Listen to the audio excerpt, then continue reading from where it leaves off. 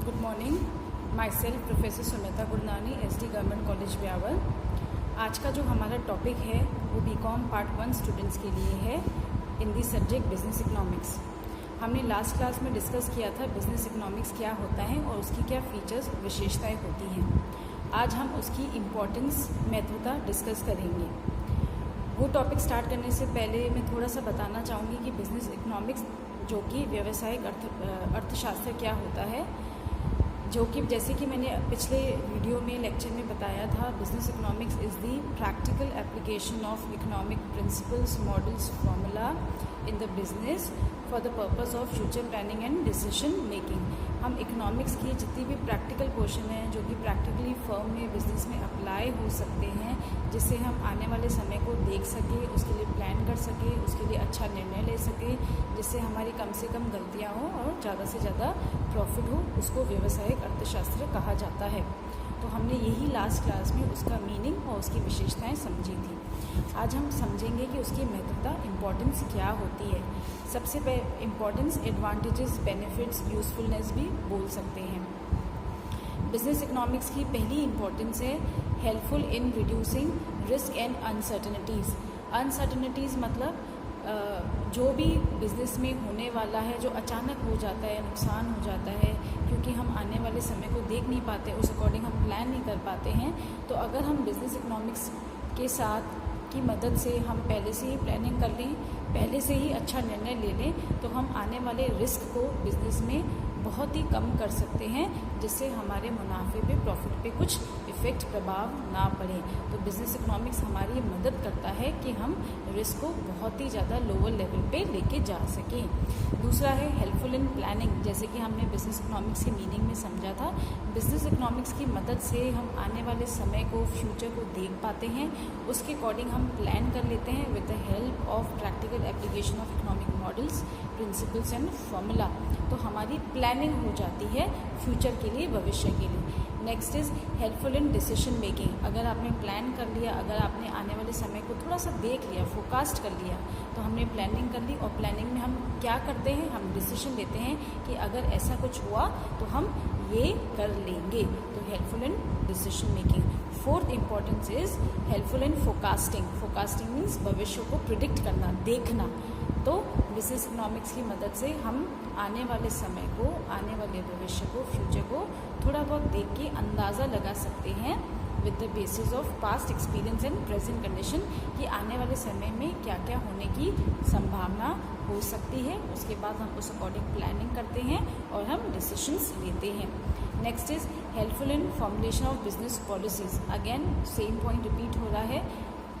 Planning के साथ साथ हम क्या करते हैं, हम पॉलिसीज़ बनाते हैं। पॉलिसीज़ क्यों बनाई जाती है कि हमें एम्प्लॉय से, लेबर से क्या क्या काम करवाना है। काम करवाने के लिए there is a need of making business policies. Next is helpful in organisation. Organisation का मतलब ये होता है कि कोई भी काम करने से पहले हमें जितने भी रिसोर्सेज चाहिए, either in the form of financial resources और in the form of non financial resources, वो हमारे पास अवेलेबल होने चाहिए, जिससे हम अपने टास्क को इम्प्लीमेंट कर पाएँ। That is the actual meaning of organisation. Organisation तभी हो पाएगा, वो चीज़ें, वो रिसोर्सेज तभी अवेलेबल हो पाएंगी जब हमें पता हो कि हमें क्या क्या रिसोर्सेज चाहिए।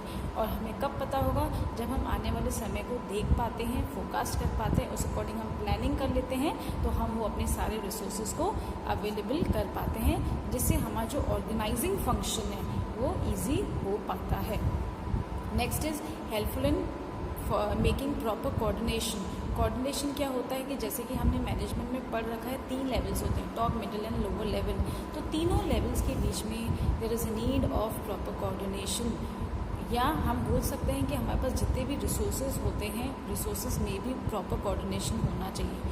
कोऑर्डिनेशन तभी हो पाता है जब हमें पता हो किससे क्या काम करवाना है और कौन सा काम कैसे होगा।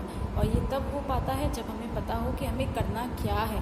करना क्या है, again is part of planning. तो हम बिजनेस इकोनॉमिक्स की मदद से, हम क्योंकि फ्यूचर प्लानिंग कर लेते हैं, तो हमारा ईजिली कोऑर्डिनेशन बिटवीन 3 लेवल्स और बिटवीन द रिसोर्सेज ईजिली हो पाता है।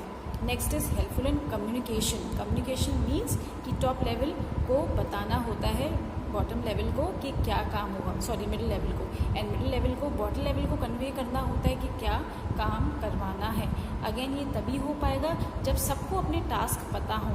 टास्क कब पता हो? जब उनको टाइमली बता दिया गया हो। कब बता दिया गया हो? जब हमने टाइमली प्लानिंग करके डिसीजन ले चुके हों, पॉलिसीज़ बना चुके हों। तो टॉप लेवल को पता होता है कि मुझे मिडिल लेवल से क्या काम करवाना है, मिडिल लेवल को पता रहता है कि मुझे lower level that is bottom level से क्या काम करवाना है। तो there is proper communication because of the business economics.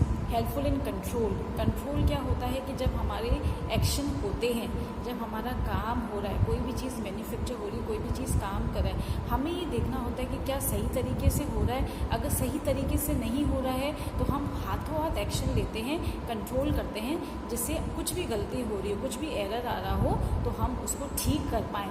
ये तब हो पाता है जब हमें पता हो कि काम क्या करवाना है और कैसे करवाना है। तो हम टाइमली उसको चेक करते रहते हैं, और जब चेकिंग के थ्रू हमें पता है कि यहाँ पे गड़बड़ हो रही है तो हम रिवर्स एक्शन लेते हैं, कंट्रोल कर देते हैं एकदम से उसको ठीक करने के लिए। और ये कैसे हो पाता है? With the help of business economics control is possible. Next is helpful in determining practical models in economics. Economics में बहुत सारे मॉडल्स होते हैं, पॉलिसीज़ होते हैं, प्रिंसिपल्स होते हैं, पर काफ़ी चीज़ें ऐसी होती हैं जो बिज़नेस में प्रैक्टिकली अप्लाई नहीं हो सकती है और कुछ चीज़ें हो जाती हैं। तो हमें बिज़नेस इकोनॉमिक्स की मदद से हमें ये पता चलता है कि इकोनॉमिक्स का कौन सा पार्ट है जो कि प्रैक्टिकली पॉसिबल है। तो with the help of business economics we come to know what are the practical models of economics. And last importance is helpful in understanding external forces. जैसे कि मैंने लास्ट लेक्चर में बताया था कि जो बिज़नेस इकोनॉमिक्स होता है वो इंडिविजुअल माइक्रो इन नेचर होता है, पर वो थोड़ा मैक्रो को एडिक्वेट इंपॉर्टेंस देता है। एडिक्वेट मीन्स क्योंकि जब भी हम फर्म को ऑपरेट करते हैं तो एंटरप्रेन्योर को थोड़ा बहुत बाहर की चीज़ों को इंपॉर्टेंस देनी पड़ती है कि इनकम टैक्स क्या है, गवर्नमेंट की पॉलिसीज़ क्या हैं, सब्सिडीज़ क्या चल रही हैं, इन लोन पे इंटरेस्ट क्या चल रहा है, वगैरह वगैरह, एक्सपोर्ट इंपोर्ट पॉलिसीज़ क्या चल रही हैं। तो बिज़नेस इकोनॉमिक्स की मदद से हम एक्सटर्नल फोर्सेस को, बाहर के फैक्टर्स को थोड़ा बहुत समझ पाते हैं, जिससे हम अपने बिज़नेस फर्म को सही तरीके से चला पाएँ, रिस्क को बहुत कम कर पाएँ और प्रॉफिट को ज़्यादा से ज़्यादा बढ़ा पाएँ। तो these were the various importance of business economics. अगली क्लास में हम नेक्स्ट टॉपिक उठाएंगे कि what is the meaning of micro and macro economics. Thank you.